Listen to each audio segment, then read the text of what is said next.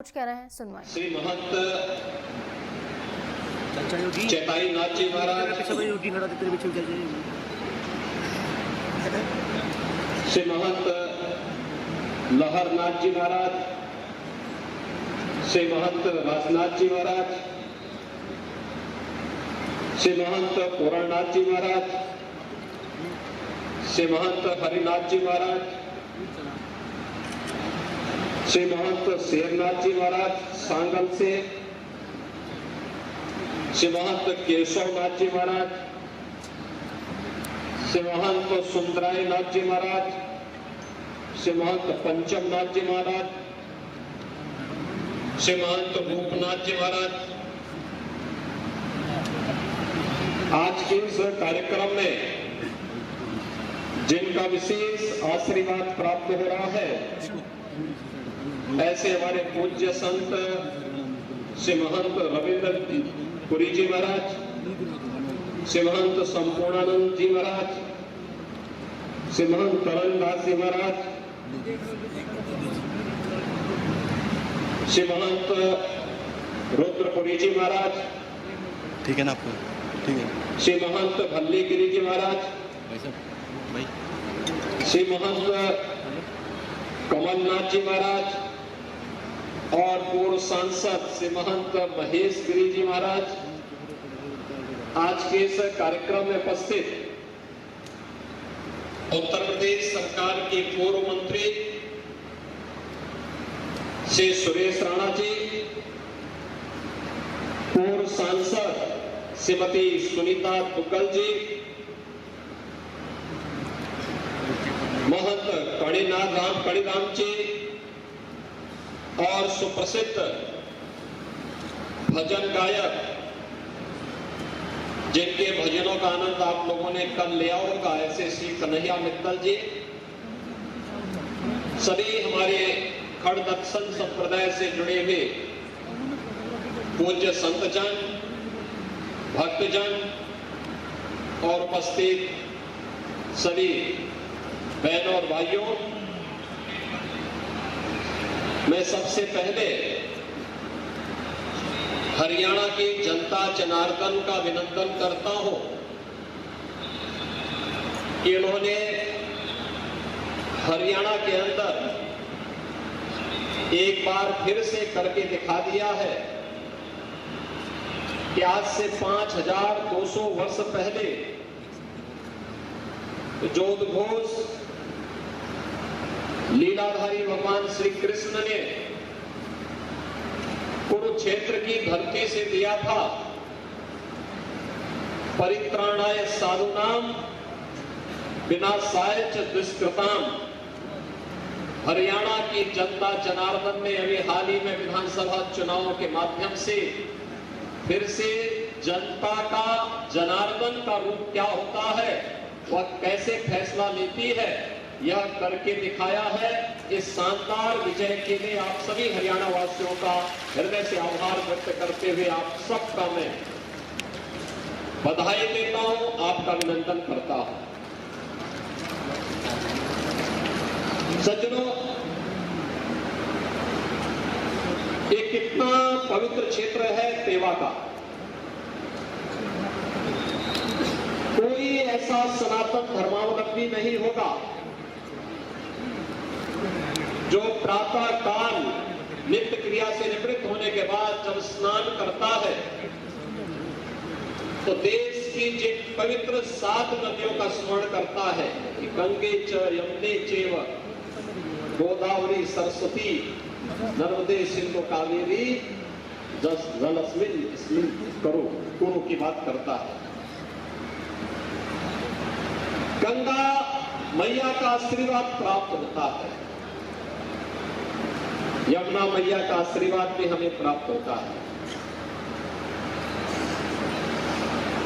कावेरी और नर्मदा मैया की भी कृपा हम पर बरसती है,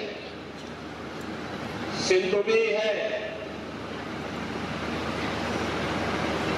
लेकिन जिस एक नदी का स्मरण हर एक मुंह में होता है और जिसके बगैर वाक देवी की कृपा कभी नहीं बरसती, ऐसी माता सरस्वती के रूप में जाने जाने वाली एक पवित्र धरा आज सरस्वती नदी के ही तट पर आज संतों का समागम यहाँ पर उपस्थित है और पेवा जैसी पवित्र भूमि पर विरासत के प्रति सम्मान का भाव हो, यही तो प्रधानमंत्री मोदी जी कहते हैं। विकास तभी सार्थक होगा जब हम विरासत का संरक्षण करेंगे। मैंने आज से लगभग 25-30 वर्ष पहले मैं गुजरात में जूनागढ़ में भवनाथ तलवटी में गुरु गोरखनाथ आश्रम में गया था। वहां पर मुझे अपने वरिष्ठ संत श्री महंत शेरनाथ जी महाराज के पूज्य गुरुदेव श्री त्रिलोकनाथ बाबू जी की एक भजन हम लोग वहां सुनते थे, जिन्होंने संतों की महत्ता के बारे में कहा कि संत है सुहागी रहते सदा मगन और जाते हैं जिस लोक में करते सदा चमन। और मुझे चमन आज आपको यहाँ पेवा में देखने को मिल रहा होगा कि जो यहाँ पर अभी श्री महंत बालकनाथ जी महाराज कह रहे थे, 4 पीढ़ी से ऐसे नीचे की ओर पतन की ओर जा रहा एक पवित्र सिद्ध की यह पावन धरा, पवित्र स्थान एक योग्य योगी के आने के बाद कैसे उत्थान की ओर अग्रसर होता हुआ गया है, यह भी आप सबने देखा होगा पिछले कुछ वर्षों के अंदर। यह नाथ संप्रदाय के एक सुप्रसिद्ध सिद्ध योगी गरीबनाथ जी महाराज की पावन धरा है। उनके बारे में कहा जाता है कि नाथ पंथ के 9 नाथों की परंपरा सत्यनाथ जी की परंपरा के वे अवतारी योगी थे और सत्यनाथ की योग की परंपरा को उन्होंने इस स्थान से विस्तार किया था। और सत्यनाथ के योगी देश के अंदर जहां कहीं भी रहते हैं वे अपना स्थान पेवा को मानते हैं। उनका सिर माथा पेवा है, पेवा पेवा की धरा, यानी पेवा की धरा है। और यहां से ये विस्तार लेता हुआ देश के अलग अलग कोने में फैलता गया। यहां की स्थिति हम सबके संज्ञान में थी और जब शेरनाथ जी के बारे में संप्रदाय ने कहा कि भाई आपका सिर माथा है, आपको वहां पर कुछ करना चाहिए, वे पहले संकोच में थे। मैं करूंगा, मैं सहायता करूंगा। सहायता करने से नहीं होगा, स्वयं प्रत्यक्ष रूप से आपकी उपस्थिति वहां पर हो।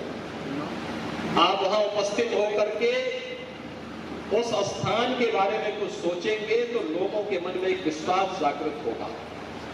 और मुझे प्रसन्नता है एक छोटे से कार्यकाल के दौरान श्री महंत शेरनाथ जी बापू ने न केवल पेवा को बल्कि शामली और मुजफ्फरनगर के भी उजड़े हुए स्थानों को फिर से चमन ला करके उन सिद्धों के प्रति उनकी भावनाओं को मूर्त रूप देकर के भक्तों को एक सम्मान दिया है।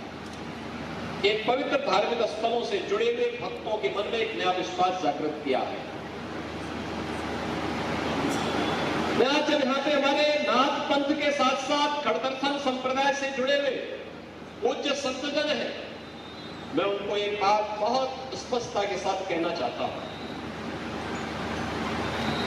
भगवान कृष्ण ने जो इस कुरुक्षेत्र की धरती पर संदेश दिया था कि परित्राणाय साधूनाम विनाशाय च दुष्कृताम, सज्जन शक्ति का संरक्षण और दुर्जन शक्ति को बराबरों की ओर ले जाकर के रसातल की तरफ पहुंचाना है।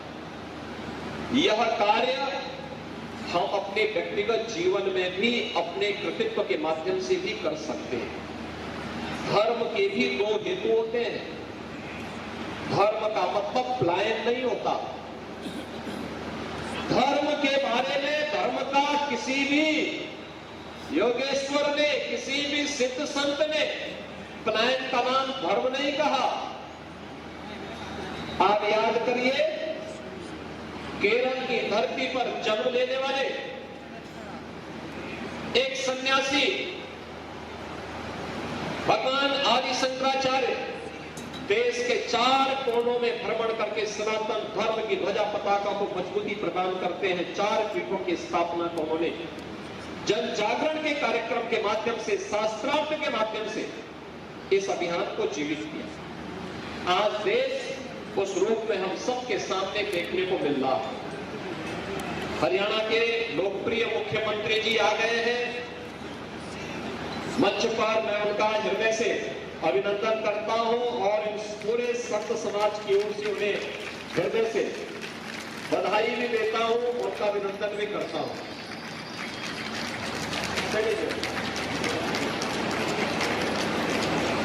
जोरदार करतब ध्वनि से एक बार अपने मुख्यमंत्री जी का स्वागत करो।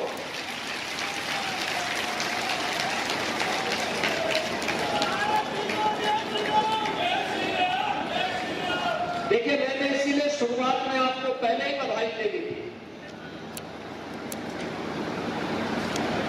श्री नायक सिंह सैनी जी हरियाणा के मुख्यमंत्री हैं और मैंने इसीलिए शुरुआत में आपको इस बात के लिए धन्यवाद दिया कि अभी हाल ही में हरियाणा के अंदर जो चुनाव संपन्न हुए, चुनाव में हरियाणा की जनता ने जो ऐतिहासिक फैसला लिया, इसके लिए अब सैनी जी आ गए हैं। उनको तो मैं हृदय से बधाई देता ही हूं, साथ साथ आप सभी जनता जनार्दन को, हरियाणा वासियों को भी हृदय से उनका अभिनंदन करता हूं, उनका हम आभार भी व्यक्त करते हैं। एक सही और सटीक फैसला। और आज इस धर्म सभा में स्वयं प्रत्यक्ष उनकी उपस्थिति इस बात का एहसास करा रही है कि हरियाणा की जनता ने प्रधानमंत्री मोदी जी के आह्वान पर, उनके नेतृत्व में जो फैसला किया वह सही था और हरियाणा के विकास के लिए डबल इंजन सरकार का सहयोग की दृष्टि से अत्यंत महत्वपूर्ण है। बहनों और भाइयों, मैं आपसे यही कह रहा था, धर्म के 2 हेतु, एक अभ्युदय का और दूसरा निःश्रेयस का। अभ्युदय का मतलब सांसारिक उत्कर्ष,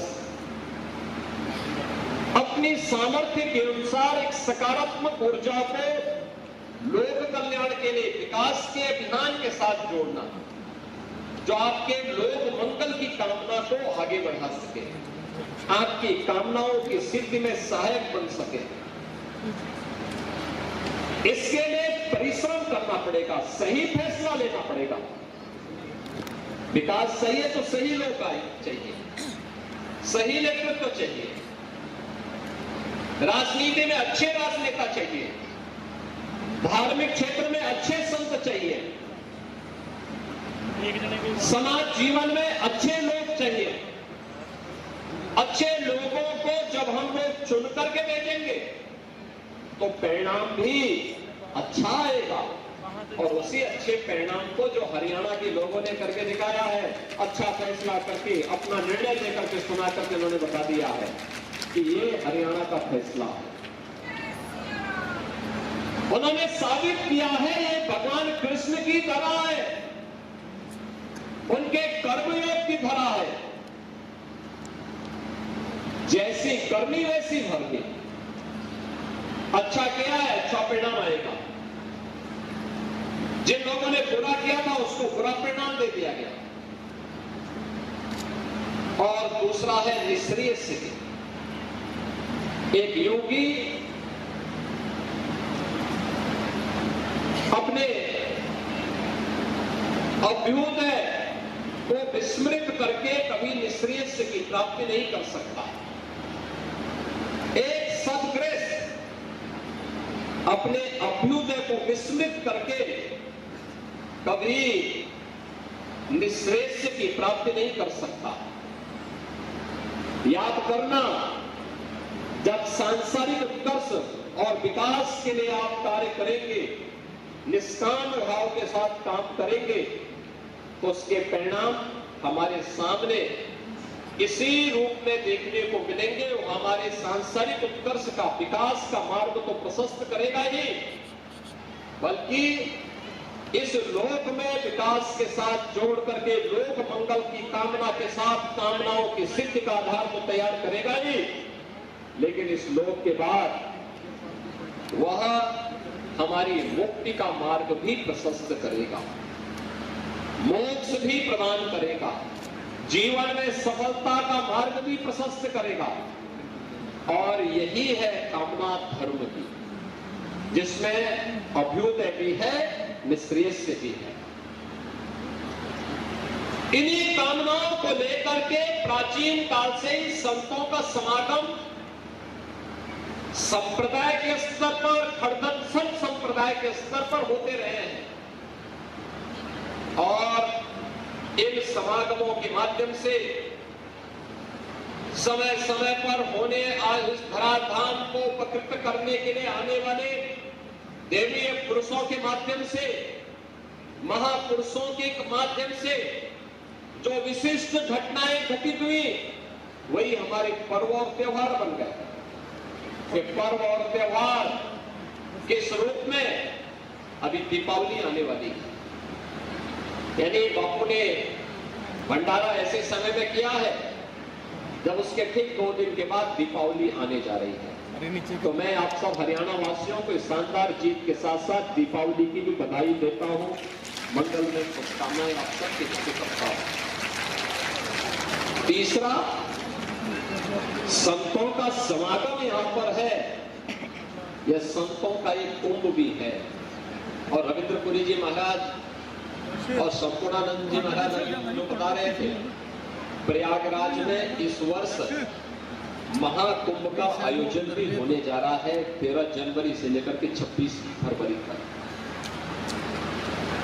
यानी दुनिया का ये सबसे बड़ा आयोजन होता है, सबसे बड़ा समागम होता है। सनातन धर्म का सबसे बड़ा समागम प्रयागराज में 2025 के प्रयागराज महाकुंभ के अवसर पर हम सबको देखने को मिलेगा, जिसमें भारत के अंदर सनातन धर्म के साथ साथ उनके पूज्य संतों की उपस्थिति होगी। प्रत्यक्ष और अप्रत्यक्ष रूप से सभी लोगों से जुड़े हुए, चाहे वह देवलोक हो, चाहे वह अन्य लोक हो, वे सभी लोगों से जुड़े हुए वे सभी देवी देवता भी आएंगे, पितृ पितर भी आएंगे, अन्य योनियों से जुड़े हुए सभी पवित्र आत्माएं भी इस अवसर पर वहां पर इस आयोजन में सहभागी बनकर के गंगा, यमुना और सरस्वती के पावन त्रिवेणी के संगम में स्नान करके पूज्य संतों का सानिध्य प्राप्त करेंगे। उस सानिध्य का सहभाग हम सबको प्राप्त हो, इसका आयोजन पूज्य संतों के मार्गदर्शन में, उनके नेतृत्व में भारतीय जनता पार्टी की डबल इंजन की सरकार प्रयागराज में इस आयोजन को करने जा रही है। विरासत के प्रति सम्मान का भाव क्या होना है, सेवा में तो आप देख रहे हैं, और सरकार भी इसमें पीछे नहीं है। हरियाणा की सरकार इस पवित्र सरस्वती नदी के पुनर्जीवन के लिए कार्य कर रही है। सरकार कार्य कर रही है, संतों की भी और भक्तों की भी जिम्मेदारी बनती है कि इस पवित्र कार्यक्रम के साथ हम सब जुड़े। सरस्वती नदी फिर से पुनर्जीवित होकर के लहलहाती भी दिखाई देगी, बशर्ते आप सभी लोग मिलकर के सामूहिक प्रयास करें। इसके लिए जल की एक एक बूंद का संरक्षण करना, उसके संरक्षण के लिए उपाय करना, रेन वाटर हार्वेस्टिंग के लिए प्रयास करना, जल की शुद्धि के लिए प्रयास करना, अधिक से अधिक वृक्षारोपण के कार्यक्रम के साथ जोड़ना,